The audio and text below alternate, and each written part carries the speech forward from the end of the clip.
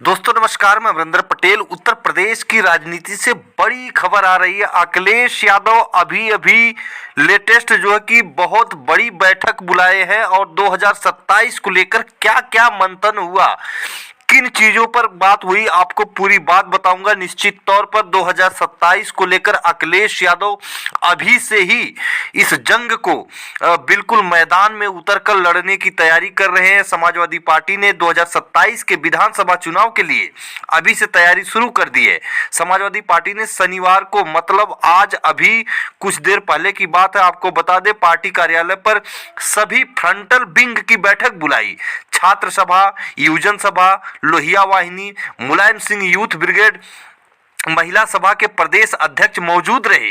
युवजन सभा के राष्ट्रीय अध्यक्ष भी इस बैठक में मौजूद थे और एससी एसटी सभा, अल्पसंख्यक सभा समेत सभी 13 विंग के अध्यक्ष भी बैठक में थे। इस बीच समाजवादी पार्टी ने जो बड़े फैसले लिया उसमें महिला सभा को आधी आबादी को समाजवादी पार्टी के पक्ष में जोड़ने की बात कही। और आपको बता दूं, अंदर खाने अखिलेश यादव ने पीडीए पॉलिटिक्स की धार दी है। जो रणनीति बनी, आपको बता दूं कि पूरे जो कि अपने राष्ट्रीय स्तर के, राज्य स्तर के जितने भी उसमें नेता थे, फ्रंटल सभा से लेकर जो सभी नेताओं के साथ अखिलेश यादव की बैठक में निश्चित तौर पर अखिलेश यादव ने जिस तरह से पीडीए पॉलिटिक्स को लेकर विचार करने की बात कही।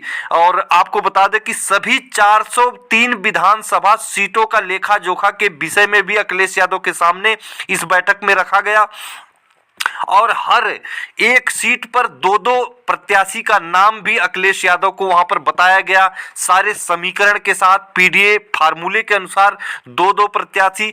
निश्चित तौर पर आपको बता दूं कि बहुत सारी ऐसी सीटें जो समान सीट है, निश्चित तौर पर जो सवर्ण सीट बोल सकते हो, उस पर दलित और ओबीसी कैंडिडेट की भी बात चर्चा की गई और उस पर सहमति मिलती हुई दिखाई दे रही है। जहां तक सूत्रों के हवाले से खबर है, बहुत सारी सीटों पर जो समान वर्ग की सीट है, सामान्य सीट है, जैसे लोकसभा जो फैजाबाद की बात करें तो जिस तरह से समान सीट पर अवधेश प्रसाद पासी जी को उतार दिए थे अखिलेश यादव, मेरठ की सीट पर जिस तरह से एक दलित वर्ग की महिला को अखिलेश यादव जो सुनीता वर्मा को उतार दिए थे, तो अखिलेश यादव के सामने सारी चीजों का लेखा जोखा रखा गया, मंथन हुआ।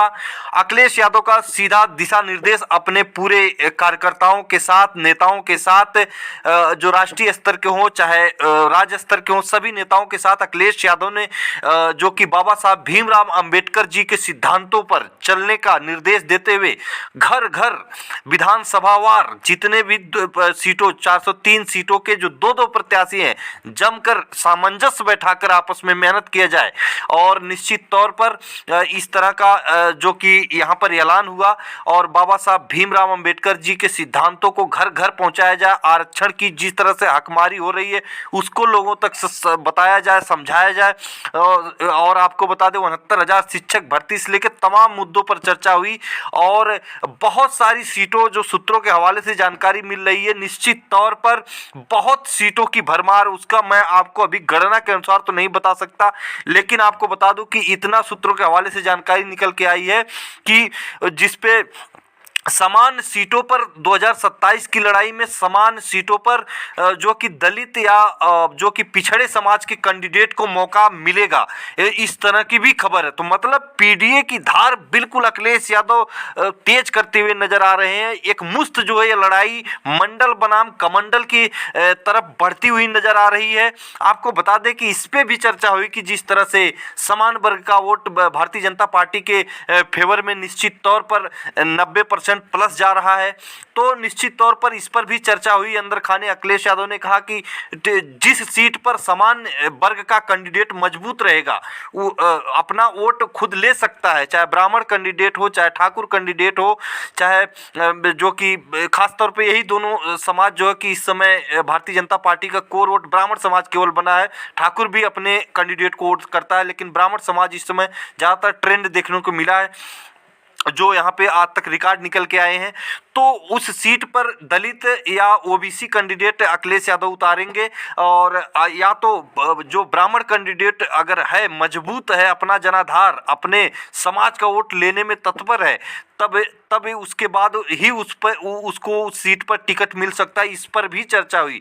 तो उत्तर प्रदेश की राजनीति में अखिलेश यादव एक अलग ही राजनीतिक पटकथा लिख रहे हैं, जो भारतीय जनता पार्टी के लिए बहुत बड़ा सिरदर्द साबित हो सकता है। पूरा दलित और ओबीसी, एससी एसटी समाज की भागीदारी की बात की जा रही है अंदर खाने जो सूत्रों के हवाले से इस बैठक में जानकारी निकल के आई। तो फिर मिलेंगे अगली वीडियो में नई जानकारी के साथ, तब तक के लिए नमस्कार।